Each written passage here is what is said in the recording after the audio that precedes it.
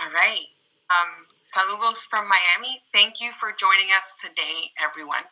My name is Sheree Hansen. I'm one of the founders of the Cuba One Foundation. Cuba One was born out of and inspired by the reestablishment of diplomatic and business ties between the U.S. and Cuba. Cuba One Foundation offers a new generation of Cuban Americans the opportunity to go back to Cuba, build relationships with the Cuban people, and explore their heritage through high-impact trips to the island. By connecting to our roots, we can build bridges of cooperation, understanding, and unity among all people of Cuban heritage, regardless of where they may live. We're happy to host today's event alongside with 90 Miles Podcast, Cuba Educational Travel, the Center for Democracies in the Americas, the Cuba One Foundation, and the Cuban American Student Association of NYU, and Engage Cuba. At Cuba One, we work hard to build relationships between Cubans on and off the island. A central part of the work of that effort is connecting talented creatives in Cuba with their peers in the U.S. So we're incredibly happy today to be able to be joined by Onel, Adriana, Carlos, and Cristina, four incredible entrepreneurs from Cuba. This event takes place at an interesting and important moment for Cuban entrepreneurs and Cuba-U.S. relations.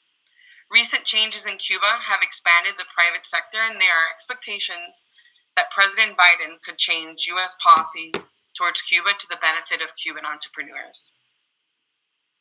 To moderate today's discussion, we're joined by Lisette Calvero. Lisette is a Latina digital entrepreneur living in New York City as an influencer marketing consultant to Fortune 500 brands, social media and content creators, and business coaches for influencers and personal brands. Her experience in the industry as an influencer has also been covered across national publications, including GMA, Good Morning America, Forbes, Business Insider, Cosmopolitan, and more. She's the founder of Influence with Impact, turning their social media presence to a profitable business with community impact.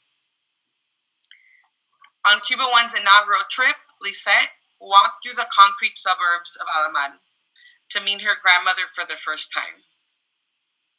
Lisette has since led our third Cuba One trip as an alumni ambassador, has been a Cuba One champion, board member, y una hermana de alma. So I would like to invite all of you and invite Lisette to continue with our program today. Thank you so much, Sheree, and thank you everyone for being here. Those words are so kind. You are truly una hermana de alma. And to be honest, if you asked me 5 years ago if I would be hosting a virtual panel with entrepreneurs from Cuba today, I would not have believed you. At the time that I first went in summer 2016, I remember finding the Wi-Fi card was like finding a gem. And I was just like, no way, we're on Zoom, we're here, we're doing the thing. So this is just so exciting. And I'm so thankful for the entrepreneurs that are here because I think these stories are so important. And quite frankly, visiting a lot of those small businesses when we were visiting was one of the most important parts of my trip. Like you mentioned, I visited summer 2016.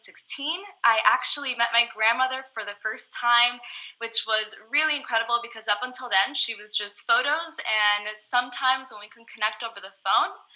And I was able to connect with fellow young Cubans, including people like our speakers today, friendships that were so important to me up until this day, including daily DMs with our trip guide, Gretel, who was such an important connection I made from that trip. My travels to Cuba and the friendships that I built definitely helped me understand how much we have in common, especially the young Cubans and the Cuban Americans. And the path forward is through dialogue like this, through friendship, and through collaboration. And because of that, it's why I'm so honored to be here today, and I'm thrilled that we all get the opportunity to hear from our speakers. And don't worry, we will have lots of time to ask them questions, engage in this productive dialogue, and learn from them. Before we get started, I do want to mention a few housekeeping rules. You'll also find them in the chat by one of our panelists and moderators, Laura. And a couple of things to note is that this will be recorded and publicly shared, so keep that in mind in case you're asking a question that you are being recorded. When you're asking questions, please use the Q&A feature. If you're not familiar with Zoom, look down below. You will see two little bubbles. Q&A, you can click on that to submit your questions. Please make sure that you can also raise your hand, and one of our panelists will be able to unmute you and bring you into the webinar if you would prefer to ask your question live at the end of our introductions from our speakers. I also want to personally say that Spanglish is welcome, so if English is not your first language, just give us what you've got and I can do my best to translate, and I'm sure we can all understand each other. I will also encourage you all to use the hashtag CubansInBiz, that's CubansInBiz, and tag the sponsoring organizations on social media. If there's something that you learn here that you really loved, a panelist that you really enjoyed speaking or hearing from or asking a question to, there's nothing more valuable than tagging them and sharing their work on social so other people can learn from them too. So without further ado, let's get started. And I'd love to actually kick it off with Adriana, founder of Beyond Roots. Adriana, I really love how you have found a way to unite your passion for discovering and celebrating your roots with your entrepreneurial energy. Tell us a little bit more about your story. Hi there. Thank you so much for the invitation. Thank you so much for the invitation. I'm super happy to be here today. My name is Adriana. I am from Havana and I'm 28 years old. I graduated from the economics faculty, and once I graduated, I decided to stay there as a teacher until last year that I decided just to be an entrepreneur full time. And actually that led me to my baby, Beyond Roots. I'm the CEO and founder of Beyond Roots, a company based here in Havana focused on promoting Afro-Cuban culture from different perspectives. We founded Beyond Roots on December of 2016 in a context marked by the increase of the number of tourists coming to Cuba since due to the flexibilization of the U.S. travel bans with the administration of Obama, and that created like a perfect framework for a lot of people in Cuba to start developing activities related to tourism. So we decided to jump in and we decided to start hosting different immersive and educated experiences for those people that were coming to Cuba and were having a real interest in learning about Afro-Cuban culture. So we find ourselves designing experiences about Afro-Cuban music, dance, culinary traditions, visual arts, religion, lifestyle, everything. And that's how we started. Then on September of 2019, we opened Beyond Roots as a physical space, being this one the first Afro-style store in Cuba, and a space where people can find from natural hair care products to accessories, clothing, souvenirs, and all kinds of different items related to Afro aesthetics and identity. And let me tell you something. Once we opened our store, we realized that a lot of people here in Cuba were considering Beyond Roots not only a store but also a community. They wanted to feel part of Beyond Roots community. And that led us to our third line of work, which is organizing events for people in Cuba that want to get connected with their roots and they want to feel proud about the way they look as African descendants. So basically that's the work we are doing. We have been actually growing very fast during the last years, and we have been growing very organically. Of course, as every entrepreneur, we have been dealing with a lot of challenge. Being an entrepreneur in Cuba, we still can consider that is something really new. So all the time we are learning in a very empiric way. You fall, but then you stand up and keep fighting. That's part of our way of being. The new context we are living right now opens a lot of opportunities for us. And of course, it brings also a lot of challenge.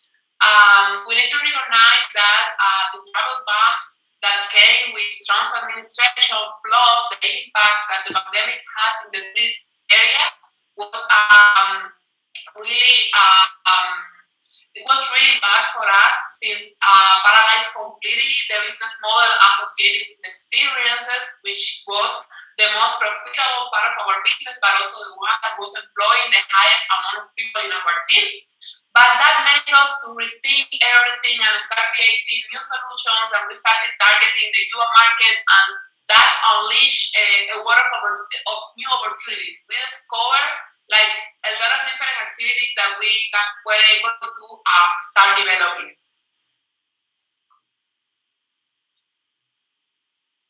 Thank you. Keep going. Yeah. So in general now also I don't know, you should be aware that a list of prohibited activities was announced, and that opened also like a lot of opportunities finally for different entrepreneurs that have been operating with a lot of uncertainty, where right now we are actually able to know what you can do and what you can't do, which for us has been actually really tricky, because for one side we have been super excited because for the store that means so much. We have a lot of different opportunities. We can partner with a lot of people. We can even start produce different kind of products. But at the same time, now we have like a small concern with the part of the experiences, since being tourist guides is not approved with this list of activities that was announced. But hey, we are humans all the time. We are inventing new things. We are thinking beyond roots right now. We are redefining our strategy, and we have a lot of. We are eager to. So we are gonna be okay. Yes, and it's that spirit, I like to say, que resolvemos. That is the Cuban tagline, and it's so exciting to hear your story. I particularly love when you were talking about how Beyond Roots is beyond a business, it's a community. And I think that we'll probably see that common pattern from a lot of our panelists and a lot of our speakers here, where your business probably started as one idea and then it becomes a movement. So thank you so much for sharing that, Adriana. Let's now go to Carlos Gomez, founder of Guajiro Films. Carlos, it would be great if you could also tell us a little bit about yourself, the story of Guajiro Films, and how you're feeling about the private sector in Cuba these days. Okay, thank you for this opportunity to everyone. My name is Carlos Gomez. I am CEO and founder of Guajiro Films, audiovisual production company founded in Havana in 2017. I was born in Bayamo, I am Guajiro, a small city in eastern of Cuba. I am journalist graduate and self-taught filmmaker. 5 years ago, I had to leave my family and friends behind to come to Havana and make my dreams come true. My dream is make movies. Like most migrant histories, mine was not easy. One of the aspects that affected me was the discrimination that exists toward the Guajiros, which is a way to refer to those people who are born outside of the big cities or simply in the fields of Cuba. Even in the dictionary of the Spanish language, defines us like rustic or shy people. At the same time, unfortunately, many Cubans and foreigners think that Cuba is only Havana. There are cars, the hill, el malecón, el morro. Luckily, after some time in the audiovisual sector, I started my venture creating a project that will help erase these geographical and social borders, allowing new filmmakers, musicians, entrepreneurs, and others access to new communication technologies and international standards. Through these contents show a more inclusive and varied look of Cuba. Sorry for my English, I try to perfect. About the name of Guajiros, I told you is an appropriation of the original word Guajiros with G, and another etymology that says that is how the American soldiers called the Cuban warriors during the war against Spain, the war heroes. Those are our origins and philosophy, because we believe that the heroes with W like this, we are honest, we are humble, we are talented, sensitive people, and the most important, we fight for our dreams. Now, I would like to show a little demo about our work. Laura?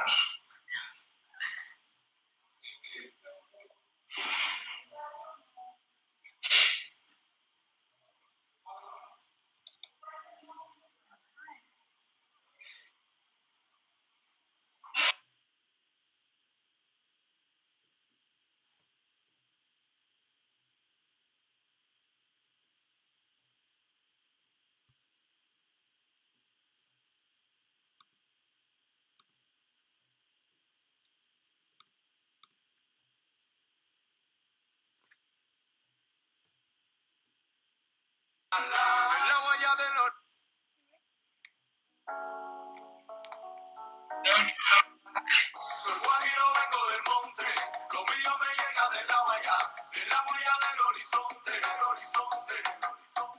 bajo el cimarrón de los montes, con los caracoles para la ciudad, se trajo el canto del sinsonte. Ale, ale, ale, ala, y con los popoecu, ale, ale, ale, ala, hacer yo vengo del monte, ale, ale, ale, ala, a chepa mi negro, ale, ale, ale, ala, en la huella del horizonte, soy guajiro, vengo del monte, lo mío me llega del Tawaya, en la huella del horizonte, bajo el cimarrón de los montes, con los caracoles para la ciudad, se trajo el canto del sinsonte. Ale, ale, ale, ala, y por los popoecu, ale, ale, ale, ala. Thank you. Okay, it's okay. As a startup Guajiros, we have two fundamental arms. One is the provision of the production service, our main form of financing, and the social work, where we carry out to fulfill our main objective, which is to promote a more complete and varied vision of Cuba beyond the big cities. After these 4 years, and in the middle of this pandemic, we have supported more than 30 short films by new directors. We produce 5 feature films and more than 20 music videos throughout the country. Most of this production we did without a completely legal basis, but signs of the end of 2019, a new decree law coming to force legalizing to the work of the filmmakers and formalizing the creation of independent producers. Luckily, Guajiro Films is one of these few that have been approved by the Ministry of Culture in Cuba, and today we already have several legal advantage. But we suffer from the possibility for inserting all materials in festival or monetizing in streaming platforms in the United States and in other countries due to embargo regulations, and even to acquire equipment for our work, because currently the no-use USA camera manufacturer has agreed to give us technical support for the fact of being in Cuba. But we continue to work. We recently joined to Summit Fellow programs, and soon we will be launching 2 new platforms to promote our brand and productions. White of Life magazine, and for promote the Cuban music streaming, we create Guajiros Music. That is all I want to say. I hope my English, you all understand me. It was perfect. Thank you so much for that. And I know I speak for a lot of people here. When you hear that music, when you see those visuals, it really just takes you back. And I think that that's just what's so beautiful about what you do. It's giving people these experiences even when you're not in Cuba.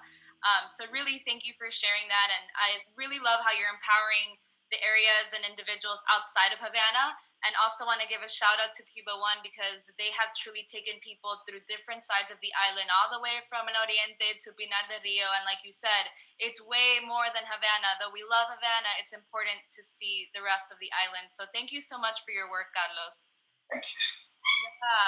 Now let's turn it over to Cristina Figueroa, who is an art curator and runs Estéreo Figueroa Vives. Christina, we'd love to learn about your work and where you see challenges and opportunities going forward.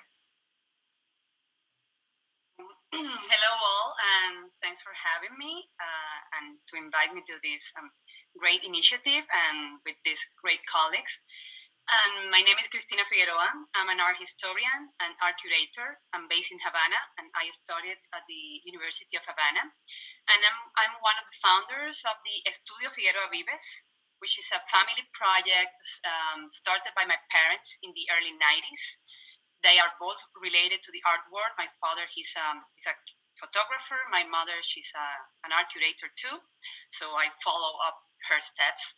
And they both started this project in the early 90s, way before the private business were legally approved in Cuba. And since the beginning, we were focusing the promotion and the support of Cuban art and culture through exhibitions in our home. That is a home that we transform into a gallery and a studio, basically using all the spaces, even the bathrooms, were spaces destined for art. And one of part of our goals is, of course, make exhibitions, do research, research and promoting the artists' careers, and also giving lectures, and of course, receiving scholars or university students and exchange programs like Cuba Educational Travel, like Cuba One. So it's part of the project that we have been doing. But basically, our focus has been on making art projects with a social impact. So with this goal, since 2016, we opened to the public. So even though we started working before, we were doing more projects, more private projects, or more not so open to the public. But in 2016, we decided to make exhibitions open to the public. And since then, we have made more than 10 exhibitions with different topics. For example, we have made exhibitions about the lack of communication in Cuba, the internet access in Cuba, publicity, emprendedores, which is a word I can't pronounce in English, sorry. The new digital Cuba, among other topics, of course, Cuban contemporary art, a lot of historical background projects. But it's important to have in mind that to raise this project in Cuba since the beginning was a challenge because of this in-between situation that we have, because still today we are, what are we? We are a studio, we are a gallery. Still, this is one of the many activities that are not still, that's still prohibited in Cuba. So that's why we have to work in this limbo of promoting art, exhibiting art, but still we can't open up our wings, in a way to say it.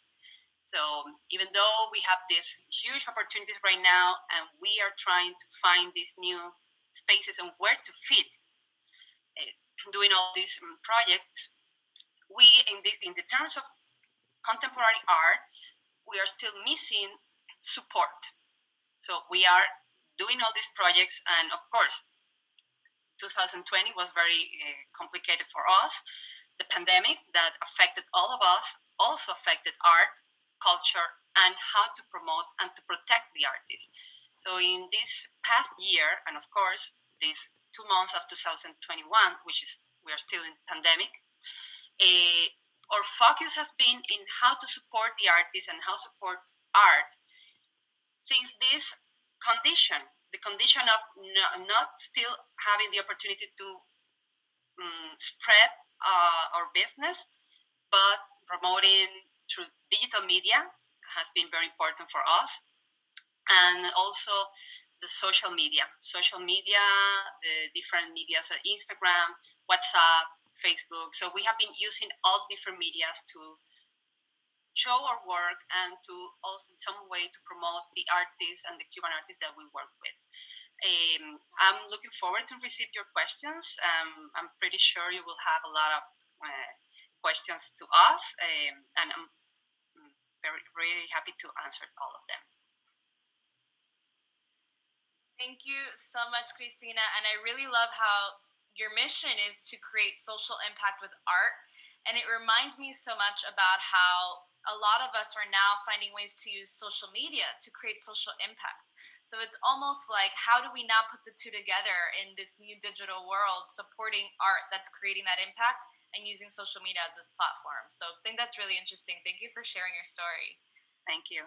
Next, I want to go to Oniel Diaz, a founder of Ahué, a consulting firm specializing in the Cuban private sector since 2014, for a brief overview of entrepreneurship in Cuba and any recent changes. Oniel.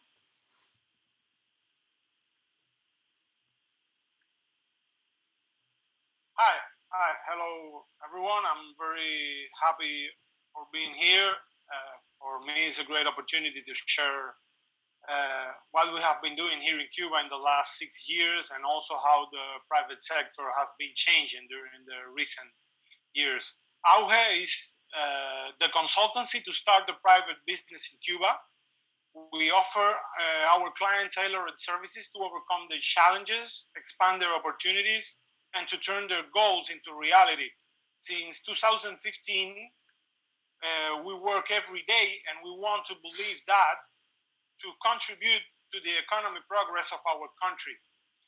During all this time, we have been able to help so many entrepreneurs to start their business from the ground, and also to other entrepreneurs to find opportunities to improve their work and to win more space into the Cuban market. We have been able to work with almost all the kind of private business that right now exist in Cuba under the Cuentapropismo framework. Cuentapropismo is the word that the Cuban government created, instead calling us entrepreneur, because in a moment this was a so American word, and they decided to create this different word, which is Cuentapropista, and in the Cuban Spanish says who we are, all who we are.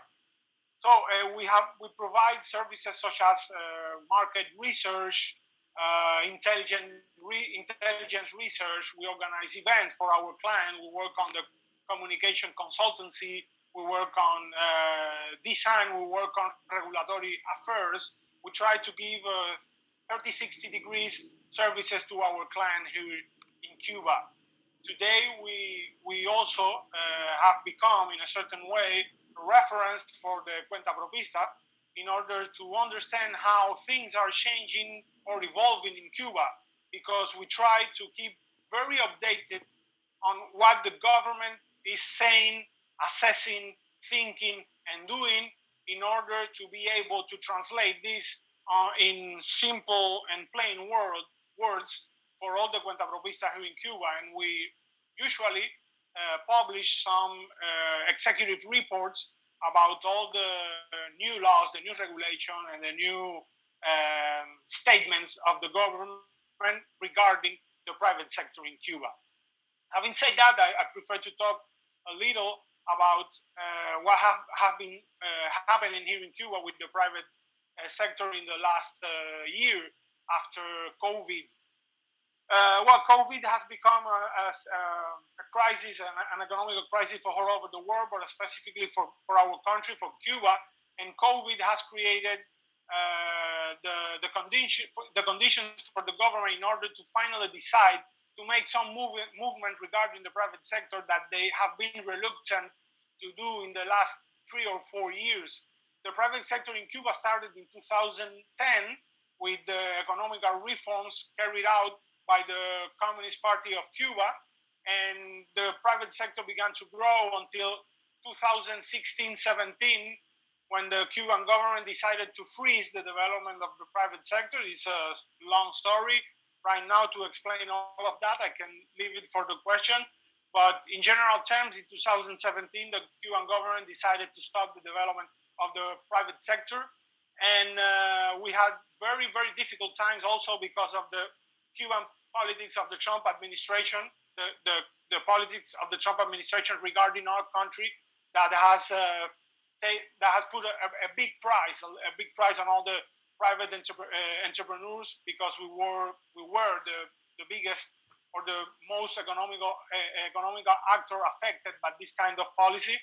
But in the last 2 years, the Cuban government, from 2018, the Cuban government decided to change with small steps the relationship with the private sector in order to disappear some of the prohibition that existed around us. And COVID came to create, or to finally create, the scenario that helped inside the government people that wanted to put forward reforms to convince the most orthodox people inside the government that was against this kind of reform. And right now, we are just leaving the new announcements of the Cuban government that have decided to open more space to the private sector. We just hear about some new measures with a big change, a crucial change that, in simple words, is that until now in Cuba, under the private sector, you were only able to do 124 activities that were listed on a regulation of the government that says very clear what you can do.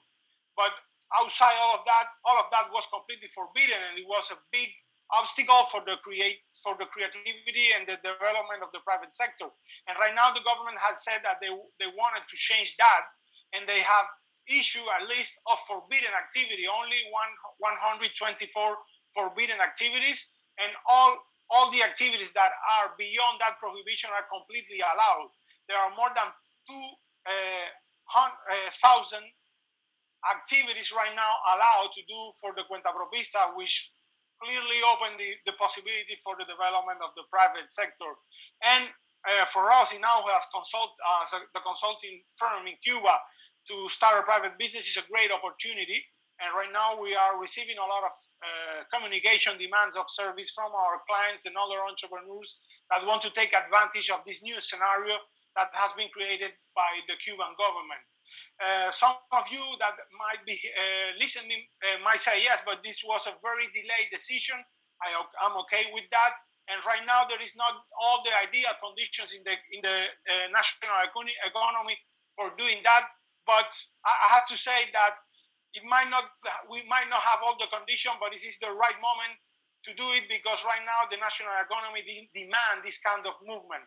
So we are all very excited with what is happening right now regarding the private sector. They still have an opportunity for some professional activity that's still forbidden to push in order to get the authorization. The government has published that list without putting it into force. So we have around 1 month, 2 months to try to dialogue for the government to push in order to obtain the authorization of this kind of activity. And I can give more details on the question. I will stop here. Thank you very much.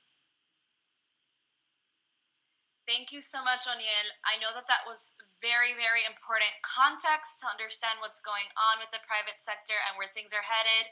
Like Oniel said, and like the other panelists are able to do, remember there's the Q&A button down here where you can use it to submit your questions. We're seeing some questions in the chat. It'll be easier for us to track there because we're able to see in the order they came in. So feel free to move your questions over.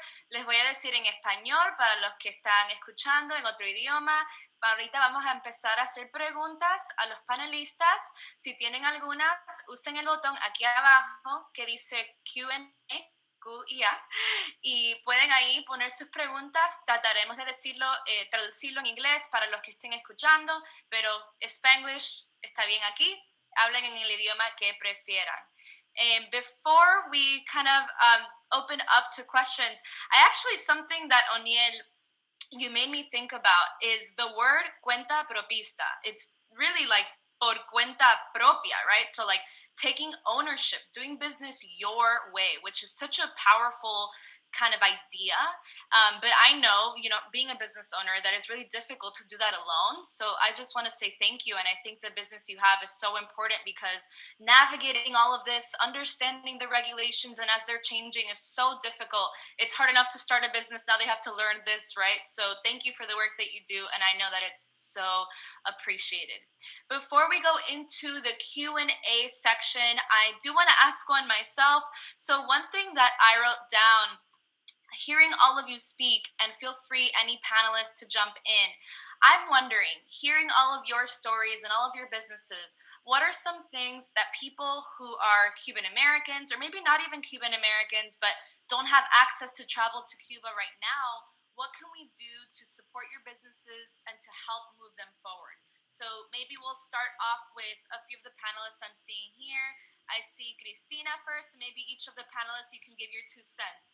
What can people do that aren't in Cuba right now to support the businesses you're working on? Okay, so if you want me, I can start. I think the most important thing right now, if you can't do anything physically, then you can support by sharing, by learning, by knowing, and by understanding. I think that understanding is crucial right now. We have a lot of things going on, political, economical, physical, with also with health issues. But we are struggling, and we are, all of us, not only the 4 of us that are here today. I think I'm speaking of all the cuentapropistas or private business in Cuba.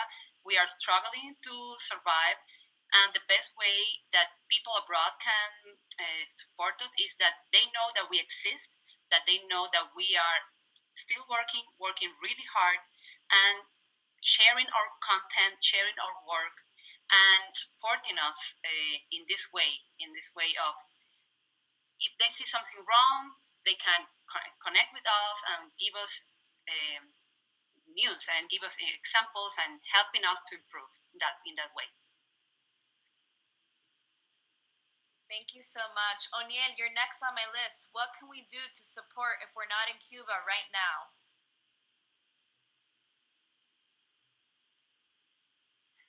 Well, I think that supporting the private businesses in Cuba has a lot to do for supporting an approachment between Cuba and the United States. Of course, I think there is a lot of issues inside our country here in Cuba that must be solved by the Cubans that we live in Cuba right now, and also with the help, with the assistance of all the Cubans that lives abroad. But I think that Cubans that lives abroad, and mainly in the United States, the biggest help that can give us is to help to support an approachment between our 2 countries. A good relationship between Cuba and the United States that we saw during the Obama administration years was the best proof on how this good relationship can help and can be helpful for all of us here in Cuba in order to put our our businesses forward. So I will say that mainly this is the biggest help that we can receive right now, to support, to help that Cuba and the United States can have a different relationship. That it will be very helpful to see our brothers from abroad, our brothers and sisters from abroad traveling to Cuba, and also, of course, seeing Americans traveling freely to our country. Thank you so much for that. Carlos, what can we do to support if we're not in Cuba right now? Yes, I agree with Ornell and Christina. We need everybody here share our histories. For me, it's very important that people know around the world. In Cuba, we are young people, and we have hope. This is important. In Cuba, we're working. In Cuba, we have dreams. We are young people with dreams, and we can make this dream reality and share another realities about our country, about our about the business in Cuba, about my generation, is very important for me. Thank you. And Adriana, you're next.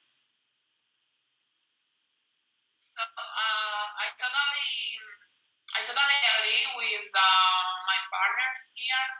The best people can do and that people have been doing for us is just spreading the word about what's going on with entrepreneurship in Cuba, helping or pushing to get closer links between both countries. I think that's really the best way because by stretching the relationship between both countries, we can have access not only for more tourists, but also for going there and have scholarship or fellowships to getting more understanding of how to be an entrepreneur and getting more understanding of these dynamics, but also more people know about the work you are doing and then you keep growing and so on. So I think that spreading the word and connecting and supporting from abroad, when you talk about Cuba, the stories you share about Cuban entrepreneurs, that's awesome.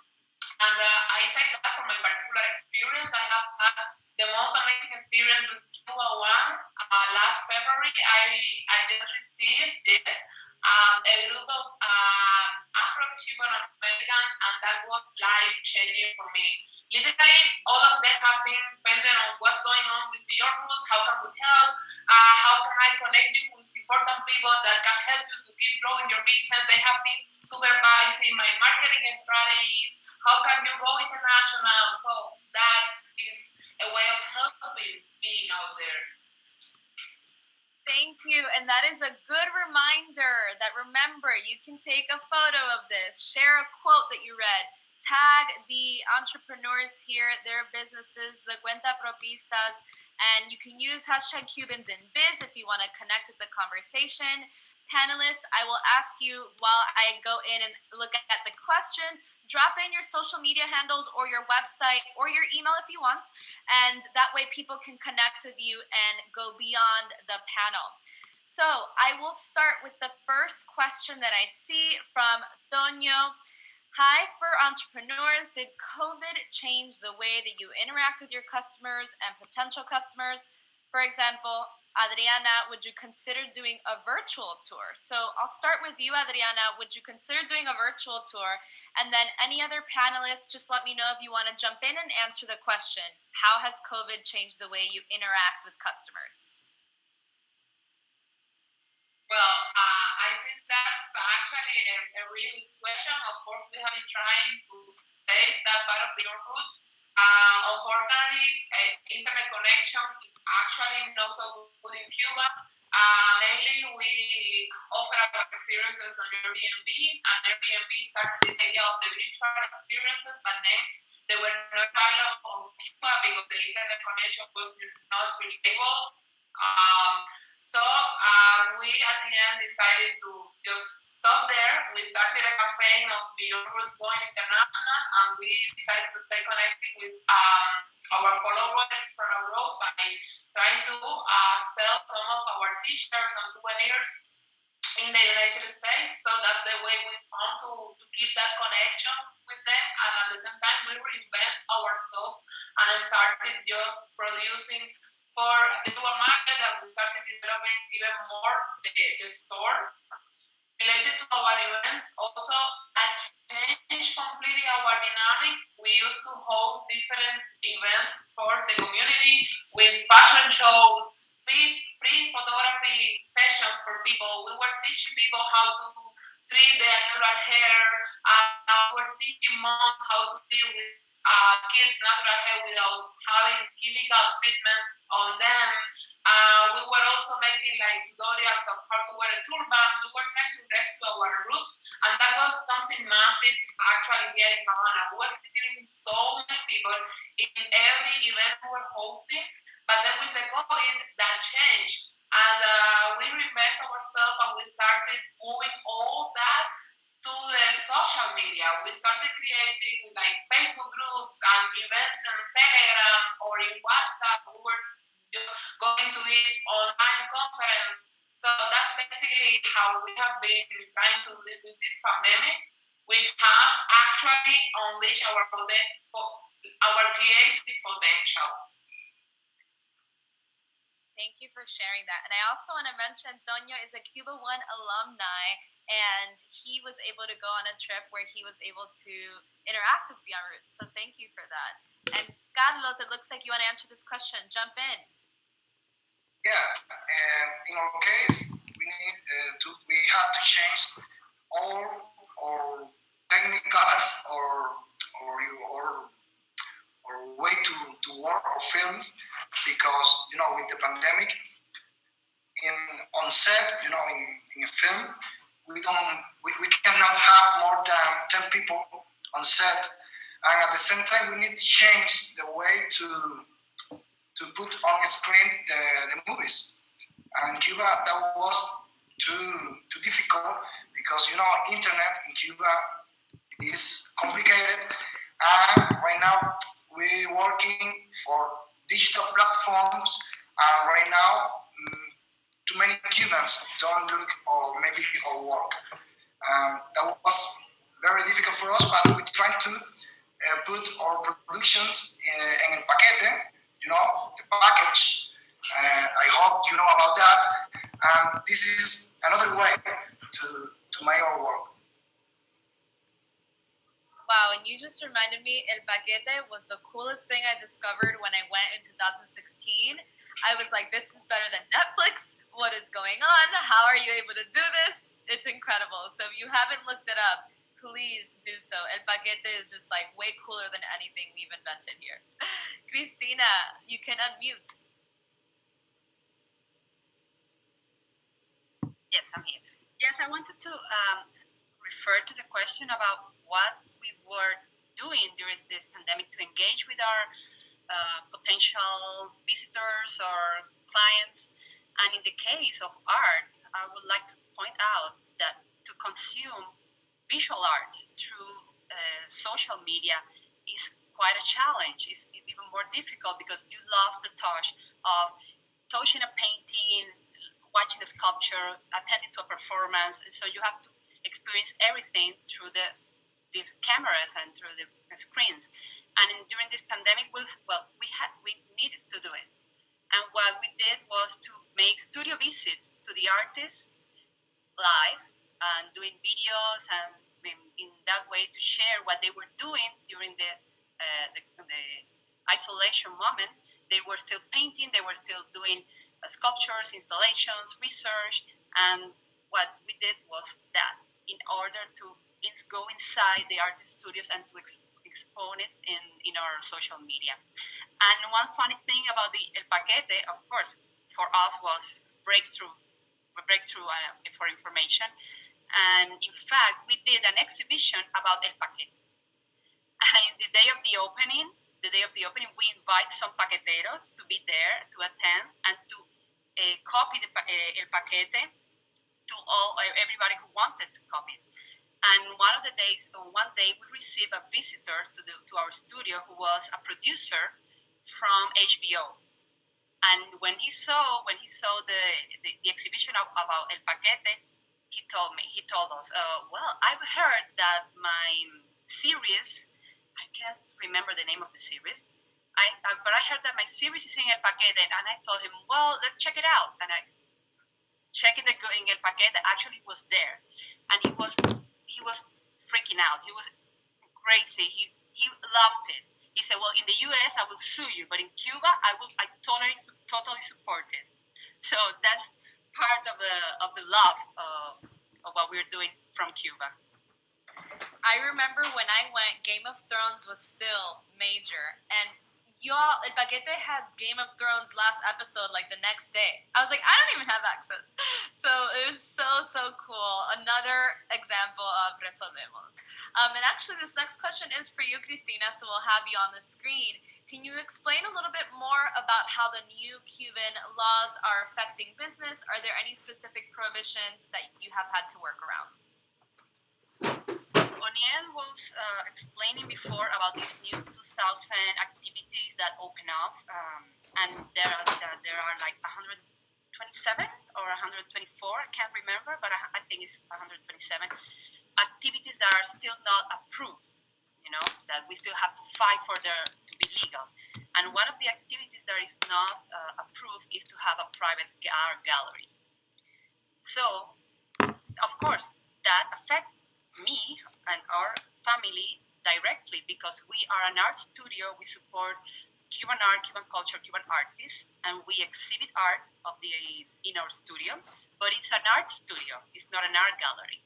So it's important to have this definition because we only can do what we do and to promote Cuban culture because we are an art studio. And that, of course, limitates myself because I can't, as I was telling before, I can't expand my wings. I can't decide, okay, well, maybe my next step will be that I want to have an art gallery. I want to be open to the public to participate in art fairs, to sell the work of the artists, and to have my website that we actually have, but it's a website for an art studio, not for a gallery. So, and if you look closely to these different activities that are prohibited, are basically the activities that are related with communication, that are related with information, and in some way that you realize that, of course, art is a tool, is for information, is very powerful. It's a very powerful tool for information, and that's why it's important for the government to still have it under control. So, of course, right now we are gonna still working the same way we are doing, doing something that we can and avoiding the other things that we can't do. Thank you. Oniel, is there anything you want to add to that? Curious just about the art space in general. Any thoughts there? I think Christina has explained very well the current situation regarding the art galleries. Personally, for me, it was a surprise finding this activity on the forbidden list because I remember very well when 2 years ago when the cultural industry in Cuba was kind of upset with the 349 decree law, which was a regulation that put some limitations for the entertainment and the arts here in Cuba and in the private spaces. The Ministry of Culture went to the TV to talk about this decree law, and he clearly stated, I have been talking with some colleagues, and all of them reminds that very well. He clearly stated that the government was assessing how to finally fix the situation of the private art galleries. So for me, it was kind of unexpected news to see that finally these private galleries was finally allowed. But I didn't find this in this forbidden list. Unfortunately, the art gallery remains in this forbidden list. And for me, it might be a lot. It might be very related with the current situation in the country, with what has been happening in the last 2-3 months with the cultural sector, with the artists, and the government decided, on my opinion, a bad decision to postpone once again a decision in finding what to do with the private art galleries. But 3 days ago, when the government went again on TV to explain this new regulation for the cuentapropismo that we are explaining here right now, the Minister of Work, which is the department of the government that take care of all the cuentapropismo, says that the Ministry of Culture is, let's say again, is assessing a way to finally find a solution for the private art galleries. But until now, we don't have any news about it. I think that this next 1 or 2 months that we still have the opportunity to push for the legalization of some activities are crucial. The government, as I said, decided to publish this list without putting it into force. So they gave us a time to criticize, to talk about it, to push for it. And I think that the private galleries is one of the activities on this forbidden list that must be allowed, because they finally existed in the last years. They are there. You cannot ignore them. And I think that the solution is to try to find a space for them in our country. Thank you for that. That's super important in context as well. Carlos, I see your hand raised. Please add in.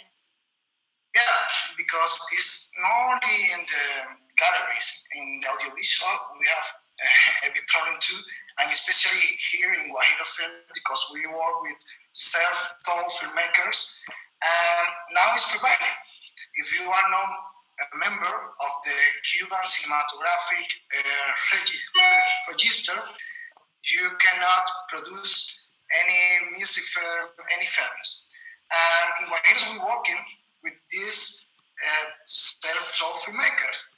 How we can support these new filmmakers if they don't have any legal way to make movies or make a curriculum to be part of this register. It's complicated. I hope they find a solution for that. Wow. Thank you for sharing that, because I think it's important for us to understand the nuances, right? All these little things that are affecting the big picture, your big business, big picture of your business. So thank you for that. Lupe Torres, you have your hand raised. If you would like, we can have you ask the question live to our panelists.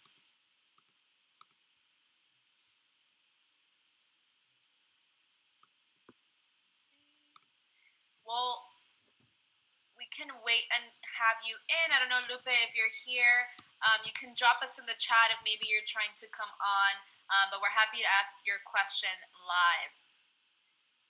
In the meantime, we have a question for Adriana. Can you tell us more about the events that you have that are going to engage the Beyond Roots local community?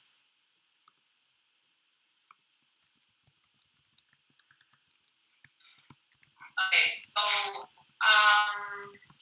once we opened the store, we realized that the problem was not only that people didn't have a space to find the kind of products we were offering, but also that we were lacking a culture or Afro aesthetics. Since we are kids, usually we are taught that we need to have like straight hair, that's the right way to look pretty or professional.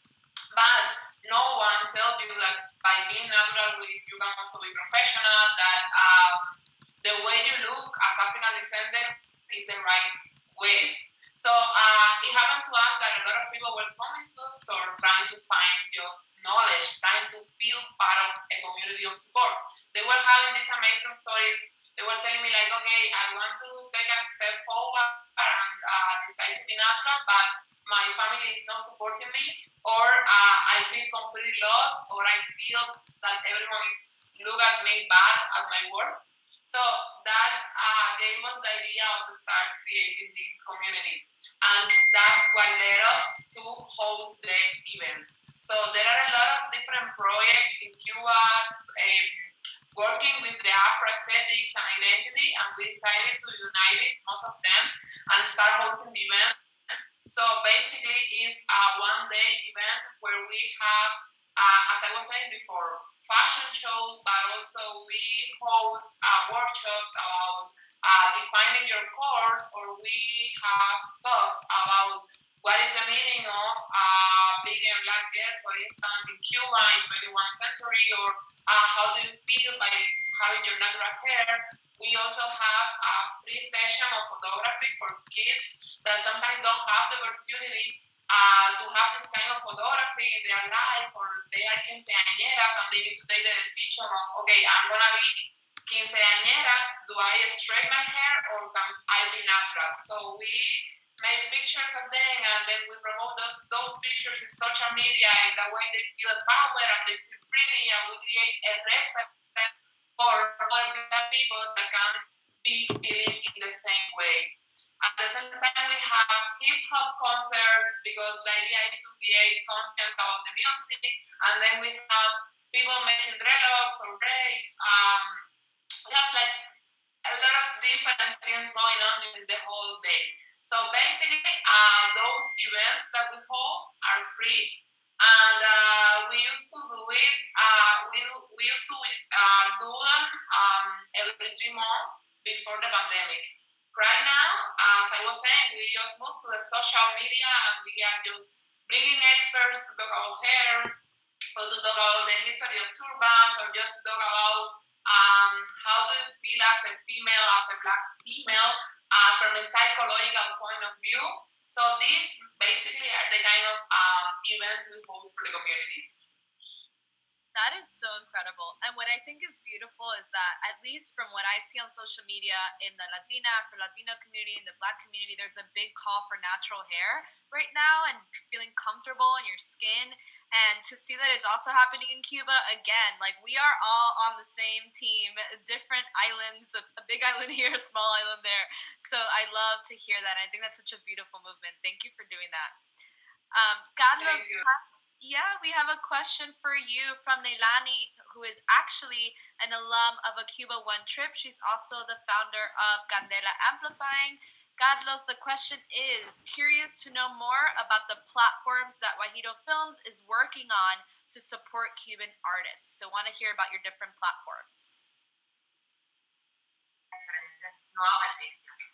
Yeah, about our platform right now is the same platform of the artists.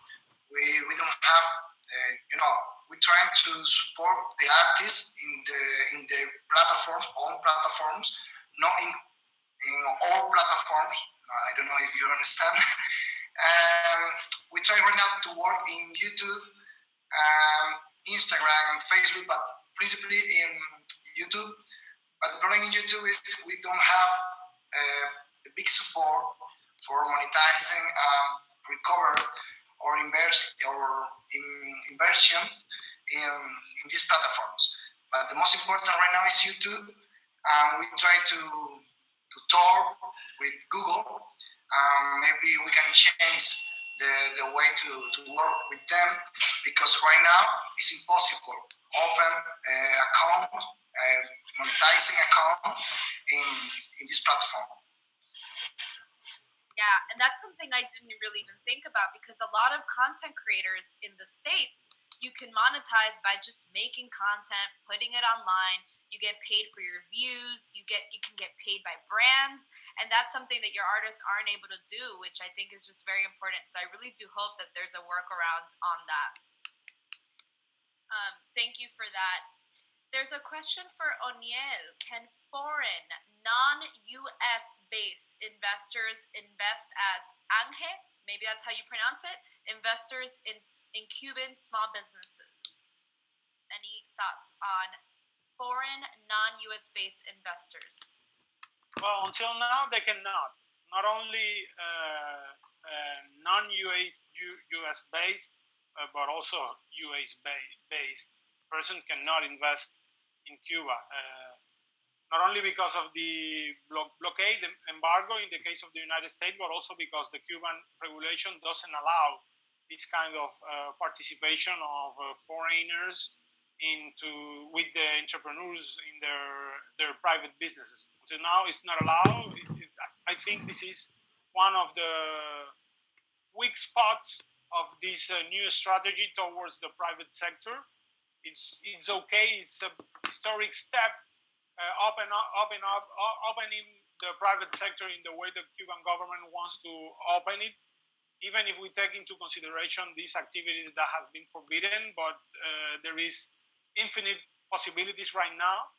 But there are some weak spots on the strategy, and one of them is this one. There is right now no way to access to funds in order to support these new businesses that will start, and also the already existing businesses that right now in the middle of this situation need funds in order to survive or in order to increase their activities.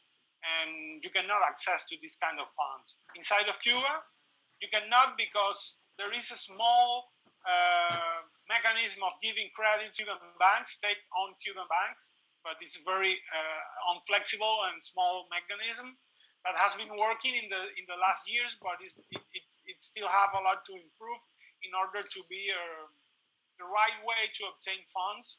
But I think the easiest way, the most fast way, will be exactly allowing Cubans living abroad and also foreigners getting involved with private businesses here in Cuba, supporting the private businesses with investment, such as angel investors or other kind of actors that can give this kind of funds. But right now, it's not allowed, unfortunately. Thank you. And I know a lot of others asked similar questions to that on investments. Is there anything else that you think people could do from maybe donation-based ways to get involved? Curious about that because I'm seeing similar questions about supporting financially.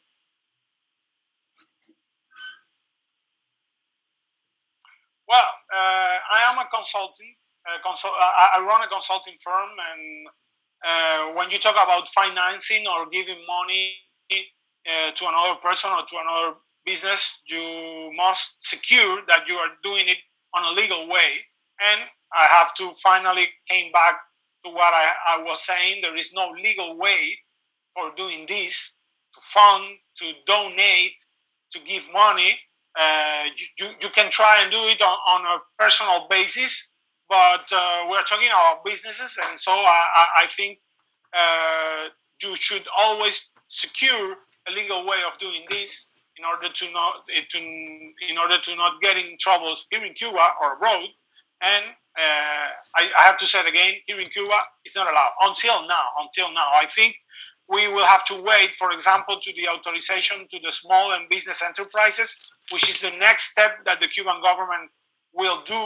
And they just said 3 days ago that they will fulfill this promise, they will fulfill it. And I expect that it will be fulfilled this year, not next year or 2022.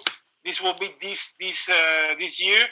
And we will have to wait when the moment comes to authorize the small and medium enterprises, the private and small and medium enterprises, if the government finally will create a way in order to fund these companies with foreign investment or money coming from Cuban living abroad.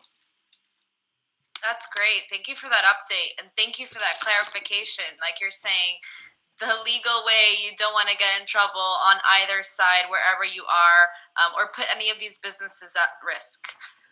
Thank you. Next question from Molly Lehman. How can U.S. tour companies connect with more Cuban entrepreneurs to support when travelers start going back down? So any panelists, if you have experiences working with U.S. tour groups, how can they connect with you once people are traveling again?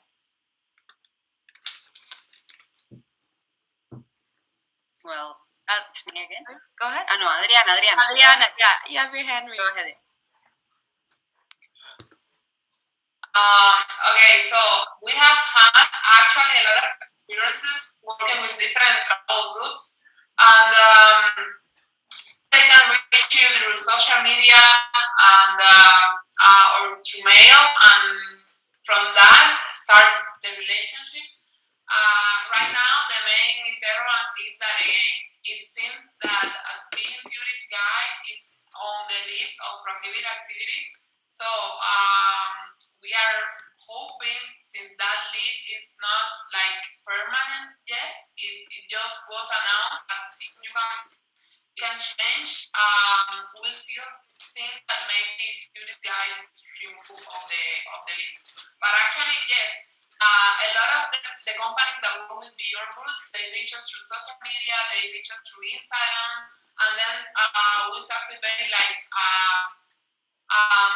let's say, like gathering tours according to the characteristics of each group we are receiving, or depending on the interest they have. Again, for first time, for instance, even though Beyond Roots only operates here in Havana, with Cuba One, we took the experience. It was also an experience for us, and we went to Santiago de Cuba to explore Afro-Cuban spirituality and identity there. So yes, basically, a lot of colleagues that also work with students and so on, we are really open to to receive requests and so on, and to work with all these travel companies to provide like the best experience. Thank you. Cristina, come on in. No, I think Adriana explained it very well. But in our case, we always say that the best way to experience Cuban art and culture is to come here, physically. To experience the same effort, the same problems, and to suffer like us, and at the same time to have the same happiness that we have by experiencing. And in our case, of course, as soon as everything opens up, we are going to continue working with universities and working with museums and with projects like Cuba One, like CDA, like Cuba Educational Travels, that are always bringing very important and very highly and important curated groups to Cuba, because I think that's important, to focus the interest of the people who are traveling to Cuba, to focus on who to meet in Cuba. But right now we have people that are writing to us like, oh my God, we're wishing to come back to Cuba. We are just waiting for this. In the case of the U.S., we're waiting for this embargo. In the case of the rest of the world, we are waiting for the pandemic to stop and to go back to Cuba to experience physically with all of us and with all of you, like they say. Thank you. Another good question. Do Cuban entrepreneurs have a framework to discuss their problems, make themselves heard? Essentially, the question is, how do Cubans, and especially young Cubans, get together to demand legislative change? What are some things that people can do to get involved on a political level in, productive discussion to try to make laws? If anyone wants to. Carlos, come on in. Yeah, like entrepreneur, we don't have that way. I don't know why, but we don't have that way. But like artists is different. In my case, in audiovisual and movies, we can talk with cultural institutions all the time for talk about all the problems with the Cuban film production, or for example, this problem with the new regulations. We talk with the ICAIC, is the Cuban cinematographic industry. There was the first cultural institution put online one declaration talking about the new regulations. That is important. We talk all the time with these cultural institutions. Thank you for sharing that. And if any other panelists want to jump in, a similar question was, how is the relationship and communication between Cuentapropistas, entrepreneurs, and the Cuban government? Oniel, do you want to jump in? I see you on mute. Yeah. Well, I think this framework is under construction right now. You have to take into consideration that the relationship between the Cuban government and the private sector has been a relationship with different periods, with different moments.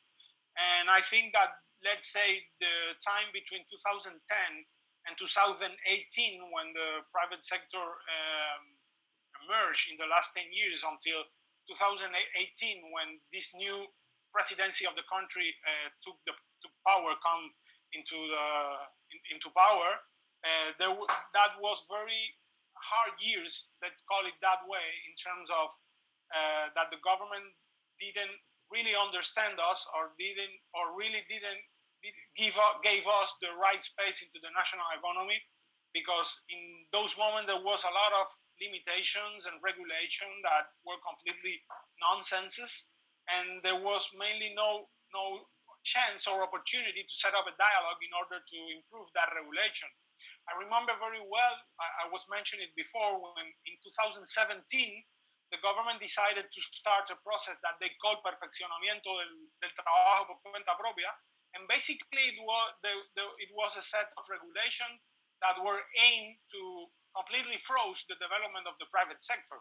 Among other prohibition, there was one that was very harmful for us, and they was putting into force that no cuentapropista was allowed to have more than one license, which was a crazy idea, and also an idea that had a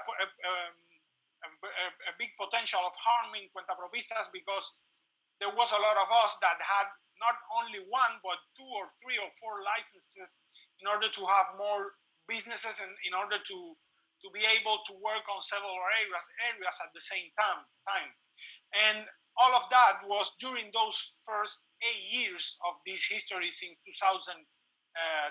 But even in that moment, for example, I had the opportunity to write a letter with 42 colleagues of mine, and we sent it to the government in that moment, saying that we didn't agree with this decision of making this perfeccionamiento de trabajo por cuenta propia, and we clearly state that it will be harming the private sector.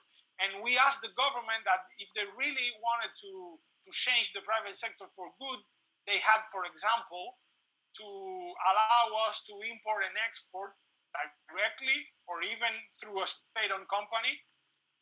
If they really wanted to help the private sector or to put an order to the private sector, we expected for them to see for a list of forbidden activity and not a list of allowed activities.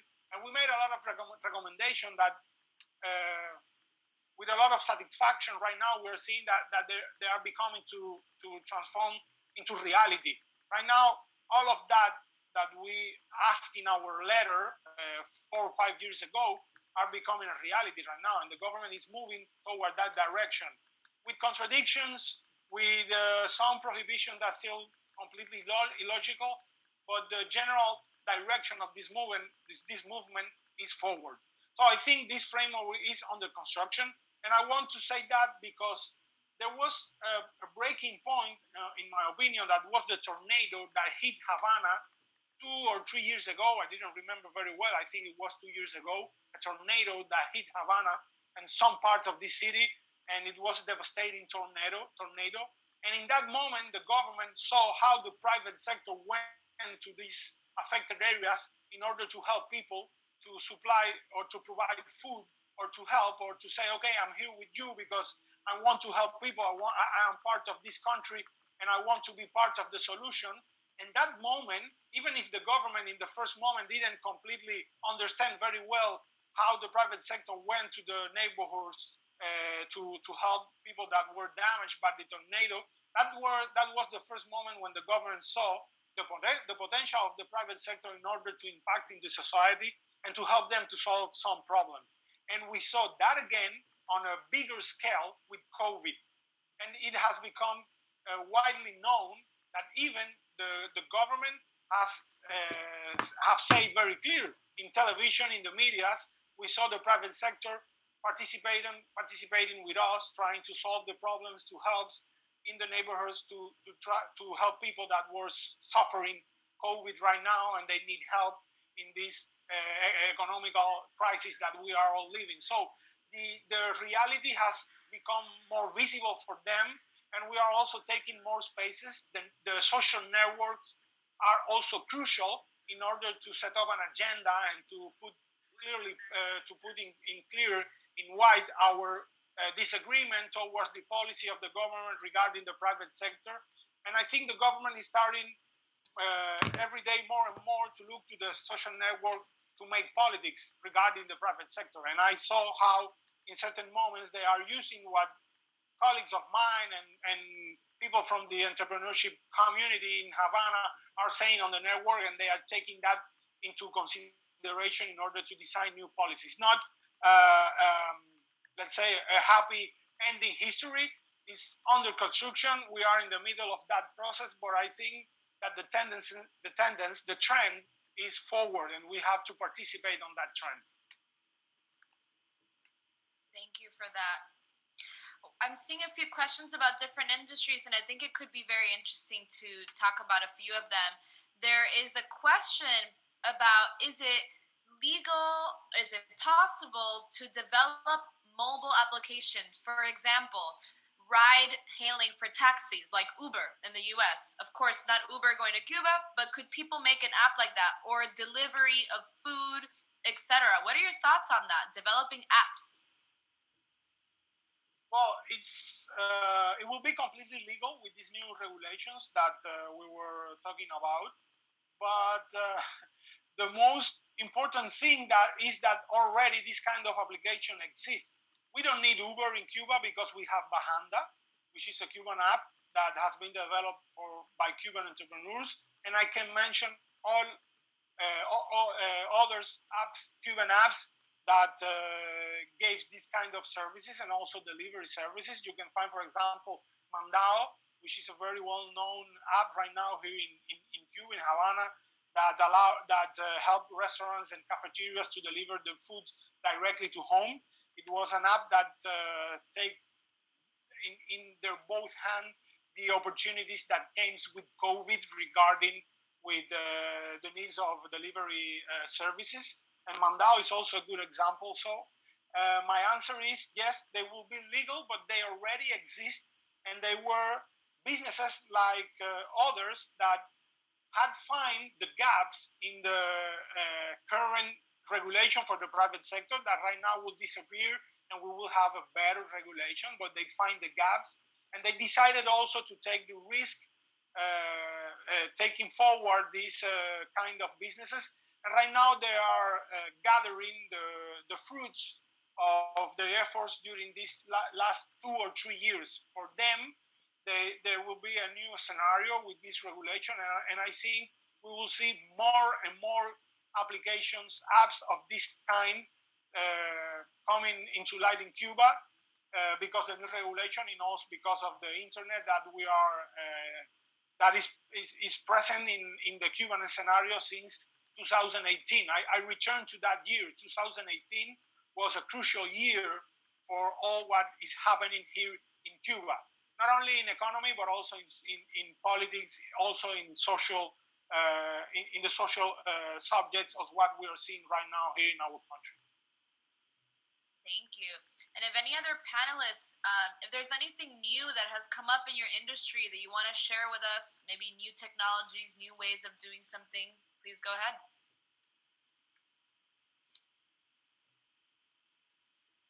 Sorry, Lisa, can you repeat the question? Yeah. If there's anyone who wants to mention any other technology that is new for them in their industry, so I know, like, for example, Cristina was talking about doing tours virtually, so different things like that, which I just think is interesting. Again, a new way of doing business. So thank you for that. Yeah, I would just make a short comment about this. Maybe it's not a new technology, but it's a good example of how Cuban entrepreneurs adapt to this situation we are living after COVID. If you go right now to Instagram, and this is completely new, it's a new situation in the last, 10 months. If you go to Instagram, you will find dozens and dozens of new businesses, private businesses, really small private businesses carried out by Cubans and aiming to the most basic and simple needs of Cubans right now. That might be, let's say, food, for example, or beauty products that right now there is a shortage of this kind of product. Well, almost there is a big shortage of everything right now, but these two products or family products that are basic products, let's call it right now, you will find a lot of new businesses in Instagram that they are just started from the ground on their own houses with no facilities at all, with no big investment, but they decided to take the opportunity of this scarcity, and they have one ability. They feel that they can provide this kind of good, and they decided to go forward. And right now they are making a lot of connection between them, between all these small businesses, and they are making connection with people doing delivery activities in Havana and all over the country.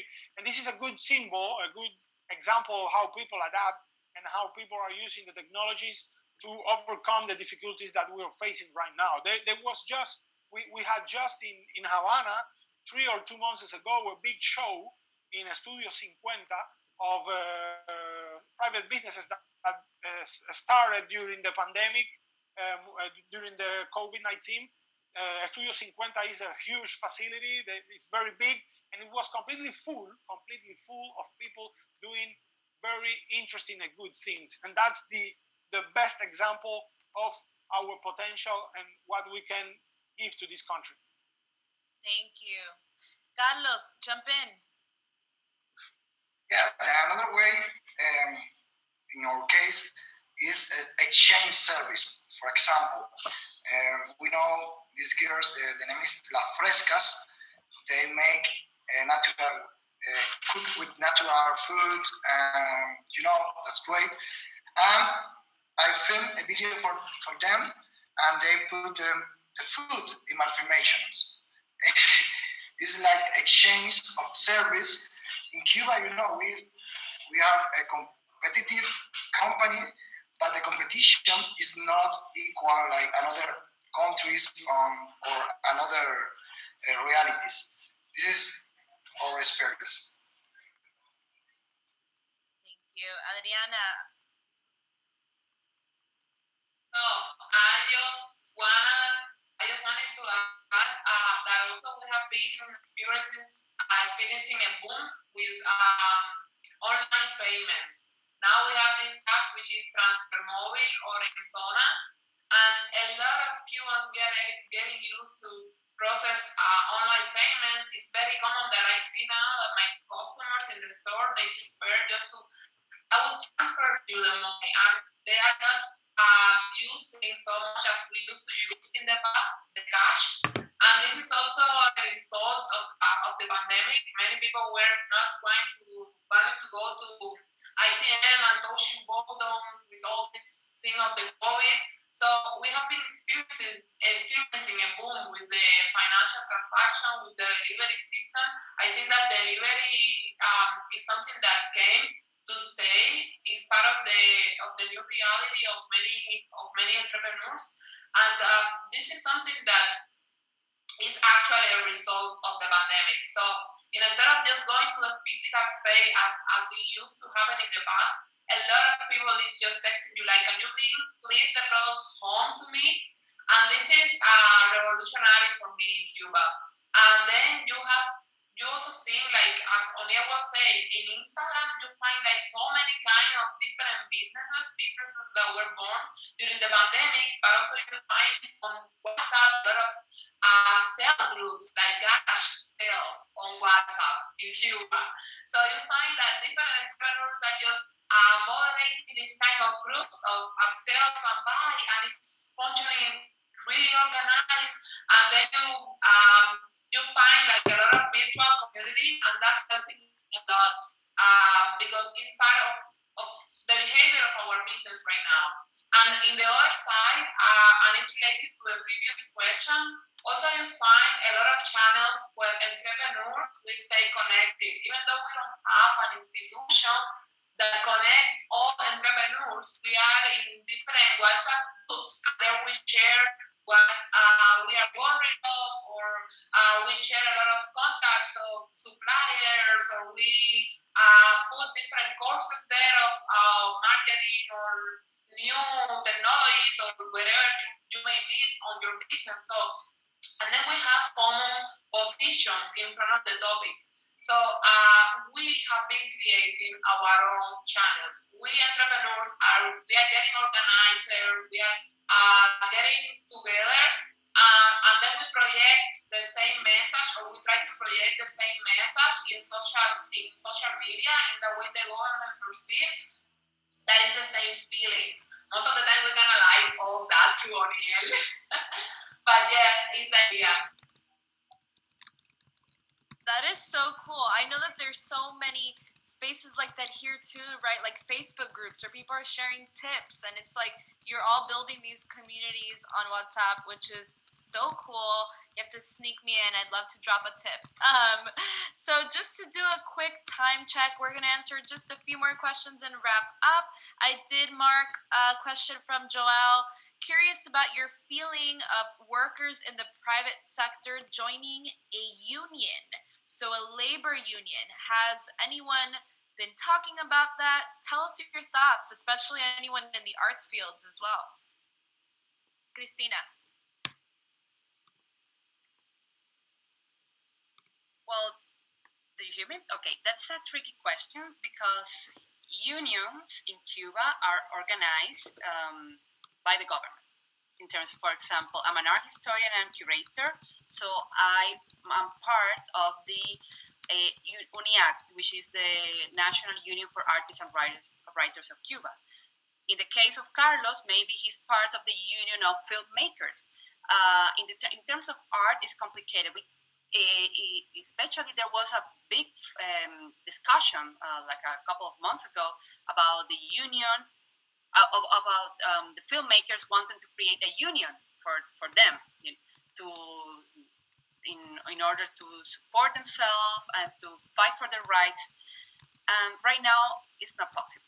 Right now, what we can do is to exchange our criteria between each other and to support between each other, but we cannot create a union specifically for all of our different areas or fields of work. It's my experience in terms of art. In terms of art, it's not possible right now. I'm not sure if Carlos has another thing to add. Carlos, come on in. Yeah, for example, in the last 3 weeks, the Cuban actors tried to create a union for the actors, and the end of the conversations was good, because right now we have some problems in the conversation with the Cuban Culture Ministry, with the young artists.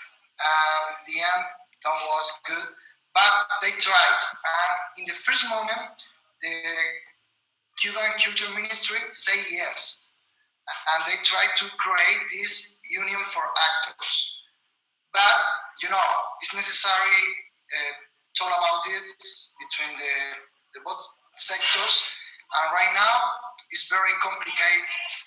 Sit the both sides and talk about the interests of the government and the actors, the filmmakers, everything. Thank you.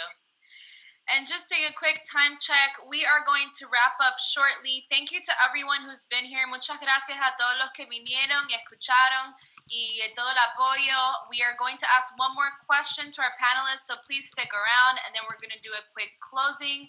There have been questions about the recording and social channels, so you can continue to support them. We put some social channels in the chat, but we will send them to you via email as well, so you can continue to engage. If your question was not answered, please support them on social media, and you can engage in dialogue in that way. We definitely want this conversation to keep going. Now, my last question, and I believe Cristina said this, and it impacted me a lot. It was that we can support by sharing, knowing, and understanding. So I would love to ask each panelist in a minute or less, so really quickly, what is one thing you hope people who are not living in Cuba know or understand about your experiences as a Cuban entrepreneur? Cristina, you're first on my list, so you'll go first. So I will go with the same. Yes, it's important for people who are not living in Cuba that the first thing is to be in touch with us and to understand us and to trust that we are giving the best of us, the best that we can. We are doing it because you have to take in mind that we are people who have decided to stay in Cuba and to go forward and to make an impact, maybe a big impact, maybe a small impact, but it's still an impact. And the sole thing that we exist and that we are here fighting for our rights and fighting for a right of existence is the most important thing of all. And I will have to say yes, supporting, learning, studying, writing, reading, and knowing everything about us is what is important right now. And once that they can have more access, of course, they're all welcome to join us, to support us in all the different ways that they can support us. We are going to be very happy. Thank you. Adriana, you're next on my list. What is one thing you wish people will know or understand about your experience as a Cuban entrepreneur? Okay. Do you hear me? Yes. Okay. So I will say that as an entrepreneur, I would love you to know that we are fighters, and that's something that I say all the time. And we are fighting for like a better Cuba, a more productive Cuba, a more positive and developed country. And this is one of the main ideas that we try to keep in everyone's mind. And actually, what we need here, as Cristina said, we are here. We decided to stay here, and we won't stop fighting for what we love, for what we are creating. So acknowledge that and support Cuban entrepreneurs by spreading like a positive message, by trying to strengthen relationship between both countries, because actually I think that would make a difference. Thank you. That was so beautiful. O'Neill, you're next. What's one thing you want people to know or understand about your experiences? Well, I will basically expect respect. Respect mainly from our countrymen, because sometimes our countrymen living abroad, and for example in cities such as Miami, sometimes when I had the wonderful opportunity to go to the United States and to visit Miami, I have been talking with countrymen, with people from our country, and when it comes to the moment to explain what we are doing in Cuba, they always want to underestimate what we are doing. They maybe listen to you in the first minute, but after that, okay, yeah, but what you're doing not so big. Come here to the United States. This is a great country, and here you will have more opportunities. And what we expect is basically respect of what we are doing here. I don't think we are more brave than any Cubans. To go abroad and start from the ground, you have to be very brave.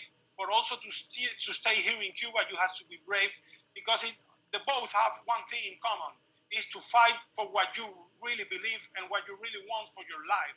So that deserves respect, wherever you're living, in this side, in this part in Cuba, or living abroad. So I will expect respect, and that they truly believe that we are bigger than any obstacle that we are really facing here in our country.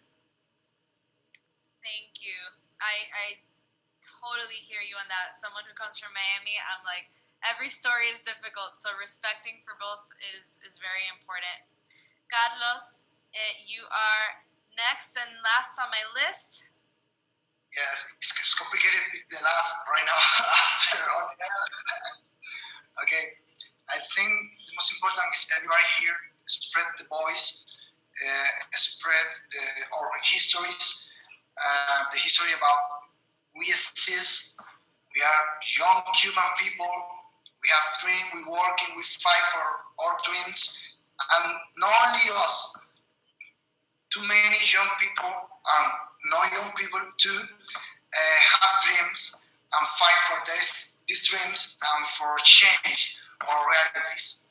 This is important, and it's important everybody on the world know about Cuba. It's not only political problems, it's not only communist country. It's a country with problems, with the own reality. We sit here and we fight here. Thank you.